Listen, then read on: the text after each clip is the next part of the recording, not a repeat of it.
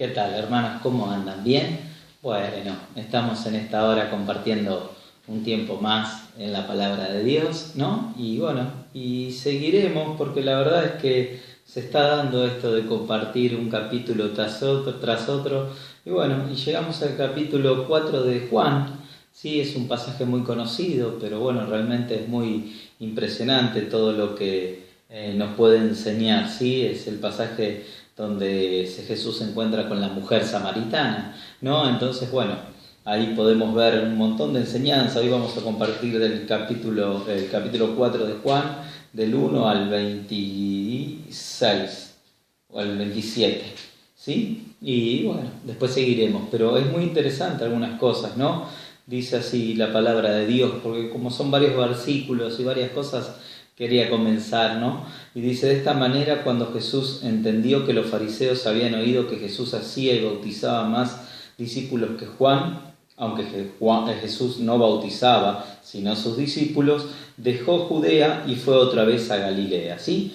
Cuando Jesús entendió que los fariseos habían oído de Jesús, no, o sea, ya habían estado en un lugar y ya se habían enterado de todo lo que Jesús hacía, entonces los fariseos venían ya a buscarlo para no entrar en ese momento, en esas discusiones. Entendió que no era el momento, él decide volver a Galilea, ¿no? Y dice que, ¿por qué? Porque Jesús bautizaba más que Juan el Bautista, como habíamos visto la otra vez, ¿sí? ¿Se acuerdan cuando hablamos de que era necesario de que Juan mengüe para que Jesús crezca? Bueno, pero no, también habíamos explicado esto del versículo 2, que no era Jesús quien bautizaba, sino que los que lo hacían eran los discípulos, porque era una forma también de demostrar que era verdad, ¿no? Que el bautismo era para arrepentimiento, y en el momento en que Juan lo hacía era porque estaban esperando al Mesías, ¿sí? Esto después lo veremos que más adelante en el Nuevo Testamento, que cuando se empieza a hacer el bautismo significa la muerte a una vieja vida para nacer a una nueva vida, o sea, morir y arrepentimiento al morir y al tener una nueva vida al nacer, ¿no? Entonces, bueno, ahí está el bautismo, ¿sí? Como se ve en el Nuevo Testamento y como es que se practica hoy. Pero era necesario también Jesús mostrar que estaba de acuerdo, ¿sí? Con lo que Juan estaba haciendo, ¿no? Y es como decirle, avalando lo que él estaba haciendo justamente. Y era necesario que pasase por Samaria. Sí, esto también es impresionante. El Espíritu Santo le había mostrado a Jesús que tenía que salir de un lado e ir al otro, pero que tenía que pasar por Samaria, cuando en realidad los judíos, sabemos muy bien, no se llevaban bien con los samaritanos, todo lo contrario, ¿no? Se odiaban de una manera extraordinaria, porque, a ver, había pasado años donde las 10 tribus que estaban en el norte habían sido llevadas, ¿sí? Casi 10 tribus, ¿sí? Había una que estaba mitad y mitad, entonces, bueno, 10 tribus del norte habían sido llevadas en cautiverio, y bueno, y habían dejado a los pobres, a los que no tenían muchos recursos, y bueno, esos judíos que habían quedado en ese lugar, en la parte de Israel del norte, se empezaron a casar con otras personas que no eran judías, y bueno, es así como ese sincretismo se formó lo que era Samaria, ¿no? Entonces tenían parte de dioses y de supersticiones, ¿sí? de otros pueblos, y parte de lo que era Israel, de lo que era ser judío, ¿no? Del pueblo de Dios. Entonces tenían un sincretismo. Entonces los judíos, el pueblo de Dios, el Israel del sur, por decirlo de alguna manera, los que quedaron puros, se odiaban, ¿sí? Porque ellos habían mezclado. Para que quede claro que era porque era Samaria, ¿no? Y encima Jesús dice que sentía y que le era necesario pasar por ahí. Siempre tomaban otros caminos, otros lugares, pero esta vez el Espíritu lo mueve a Jesús a ir por Samaria, porque algo iba a suceder, ¿no? Y miren cómo sigue diciendo: y vino pues a la ciudad de Samaria, que se llamaba Sicar, ¿sí? Aunque algunos la llamaban Siquén, ¿sí? Ahí fue donde llegó por primera vez Abraham a Canaán, ¿sí? Lo que era Canaán, ¿sí? Lo que era la tierra prometida, lo que era la tierra ahora de Israel. O sea, habían llegado, o de Samaria en este tiempo, ¿sí? Pero cuando llegó Abraham por primera vez fue ahí se le manifestó el Señor, y ahí hubo un montón de otras cosas donde sucedieron, ¿no? También con Jacob, si no me equivoco, con José, con un montón de personas que esa ciudad y que ese lugar era muy importante, ¿no? Entonces dice que llegó a la ciudad de Siquem, por decirlo de alguna manera, o Sicar, junto a la heredad que Jacob dio a José, su hijo. Y estaba allí el pozo de Jacob, ¿sí? Ese pozo todavía dice que existe, es un pozo que todavía está. Pues Jesús, cansado del camino, se sentó junto al pozo, ¿sí? Acá mostrando que una vez más que Jesús era humano, que estaba cansado de caminar,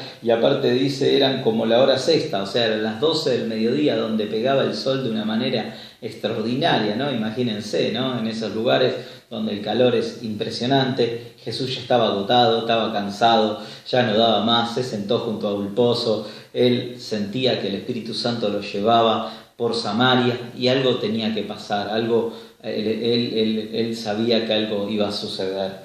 Y dice, y vino una mujer de Samaria a sacar agua, y Jesús le dice, dame de beber, ¿sí? Porque sus discípulos habían ido a la ciudad a comprar para comer, ¿sí? ¿Por qué Jesús le dice a la mujer, dame de beber? Porque con lo que la bolsa con la que ellas siempre andaban, sacaban el agua. Bueno, ahí no lo tenían porque se lo habían llevado a los discípulos para comprar para comer. Sin embargo, dice que vino una mujer a sacar agua a las 12 del mediodía, ¿no? Hay muchos comentarios sobre esto, ¿no? Dice que las más jovencitas iban temprano a sacar agua, iban en grupo, ¿sí? Excepto que haya sido una situación muy especial, era muy difícil que una mujer sola vaya a esa hora o que tuviera una mala reputación, ¿no? Como que después el pasaje demuestra un poco esto, ¿no? Que era una mujer que tenía una mala fama, por decirlo de alguna manera, ¿no? Sí, era una prostituta, por decirlo así, porque también en esos lugares no solo iban las jovencitas y ahí iban los hombres también a buscar sus esposas, sino que también iban prostitutas, ¿no? Entonces, bueno, en esos lugares. Pero era muy difícil que una mujer fuera a esa hora. Y Jesús le dice, dame de beber. Y la mujer samaritana le dice, sí, en otros pasajes le dice, Señor, ¿cómo tú siendo judío me pides a mí de beber, que soy mujer samaritana, ¿no? Porque los judíos no se tratan con los samaritanos, ¿sí? Acá Jesús rompiendo todo, ¿no? Otra vez, rompiendo todo las normas, lo que había. Jesús no le importaba tanto el tema tal vez del agua, sino entrar en una conversación porque Jesús estaba preocupado por el alma, por la vida de la persona, ¿sí? Entonces a él no le interesaba esas clases de leyes o esas clases de cosas, por eso se mandó por Samaria directamente, sin tener problemas, se sentó en un pozo y le preguntó a una mujer, que eso es tremendo, ¿no? Porque la verdad, que le pidiera a una mujer agua era tremendo. Los judíos más duros no hablaban ni con sus esposas, ni con sus hijas, ni con sus hermanas. Es más, leí un comentario donde hablaban de los rabís sangrantes o algo así, ¿no? Moretoneados.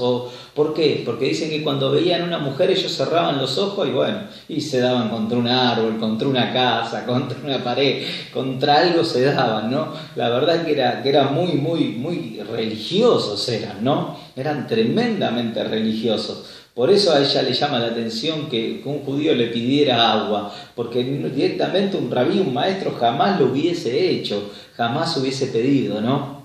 Y acá también Dios muestra otra cosa, ¿no? Que Nicodemo era un judío religioso que no podía ver lo que tenía delante, y acá también a una mujer que era desechada por la religión, por decirlo de alguna manera, también estaba cegada, ¿no? Como Jesús les hablaba tanto a uno como a otro y les trataba de hablar y de hacerles ver quién era Él, ¿no? Acá primeramente lo trata de Señor y le pide agua. ¿Cómo me vas a pedir agua a mí, que soy una mujer samaritana?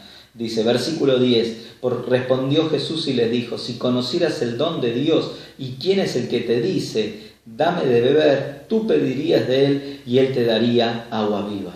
¿no? Tremendo lo que acá. Y Jesús le respondió, no, si conocieras, o sea, tratando de buscarle charla, como tratando de provocarla para que eso que había en ella, tal vez de buscar, más allá de su vida y de todo lo que había vivido y de por qué estaba en esa hora, en ese lugar, provocando esa sed por Dios, pero de una sed espiritual, una sed que solo Dios podía calmar. Por eso le dice, si supieras, si conocieses el don de Dios, ¿no? Y quién es el que te dice, dame de beber, tú pedirías a Él y Él te daría agua viva, ¿no? Y acá se les mezcla, porque el hecho del agua viva también se le decía agua viva a los pozos, porque como salían de abajo del agua, el agua salía de la tierra, digamos, de los pozos, de la profundidad, también se le llamaba agua viva. Entonces acá es como que la mujer dice, en versículo 11, la mujer le dice, Señor, no tienes con qué sacarla y el pozo es hondo, ¿de dónde pues tienes el agua viva? O sea, claro, ella ya es como que estaba ciega, como Nicodemo, ¿no? ¿Cómo puedo nacer de nuevo? O cómo, no entendía verdaderamente lo que Jesús le estaba hablando. Jesús estaba yendo a una necesidad básica del ser humano, que era el agua, el beber. Uno dice que pueden pasar muchos días sin comer, pero 3 días como mucho, o 4 sin tomar agua. O sea, el agua es muy necesaria para el ser humano. Y acá Jesús se presenta como el agua viva, como esa agua que nunca más vas a tener sed, ¿no? Y verdaderamente acá nos lleva a hacernos la pregunta, ¿no? Si todavía hemos bebido y hemos tomado del agua de Jesús y tenemos sed, sigamos bebiendo. No es una fuente que se agota. La fuente de Jesús en nuestra vida, y beber del agua de Cristo es permanente, es total, es siempre. O sea, el Señor nos pide que sigamos bebiendo de esa agua.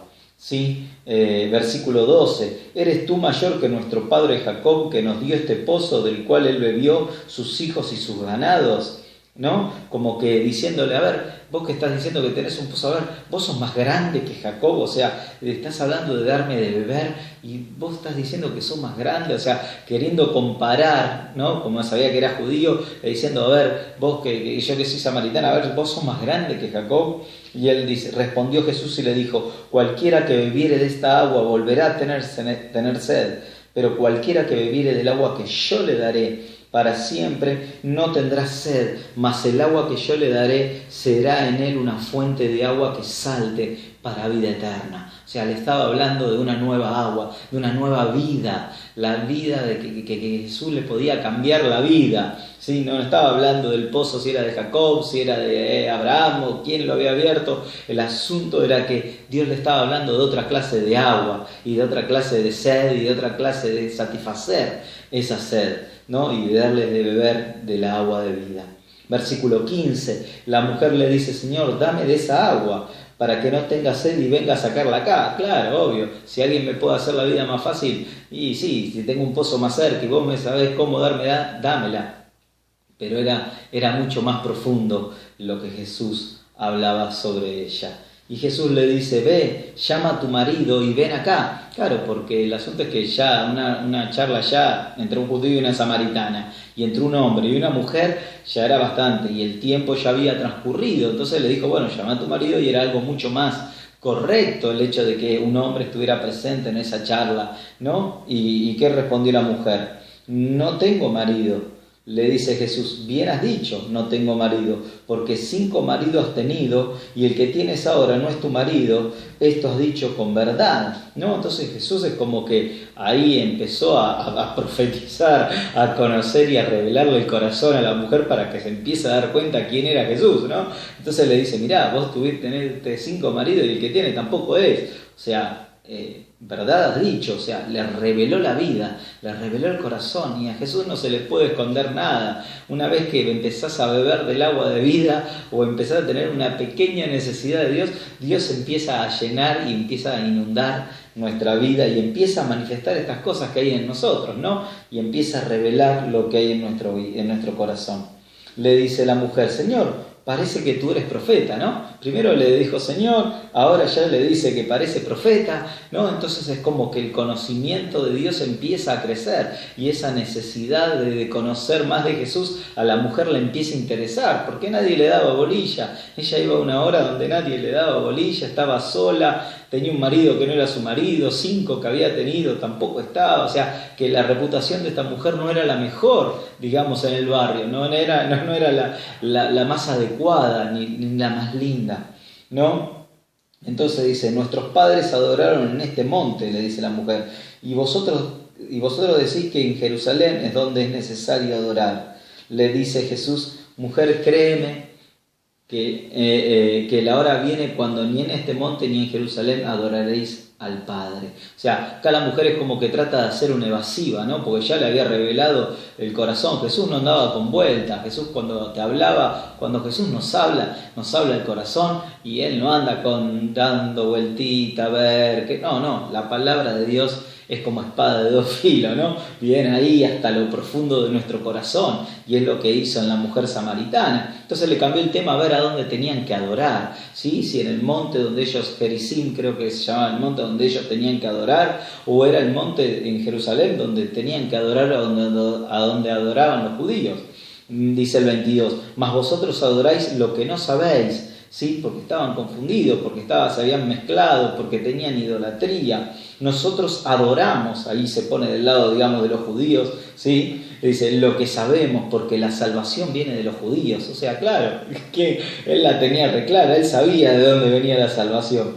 Mas la hora viene y la hora es cuando los verdaderos adoradores adorarán al Padre en espíritu y en verdad, porque el Padre tales adoradores buscan que le adoren. Tremendo, Dios es espíritu y los que le adoran en espíritu y en verdad es necesario que le adoren. Tremenda la respuesta que le da. O sea, va a llegar un momento, le dijo, mirá, acá no es cuestión de reglas, no es cuestión de paquete, no es cuestión de situación, no. Acá no es lugar, el lugar no importa. Acá Dios es espíritu y está buscando adoradores que con corazón y con espíritu adoren de verdad, adoradores que le adoren en espíritu y en verdad, corazones puros que adoren al Padre, que hoy sigue buscándolos, ¿sí? Así como con la mujer samaritana, hoy Dios nos llama a adorarlo en espíritu y en verdad, no bajo religión, no porque me gusta una canción, sino porque verdaderamente Dios es lo que es,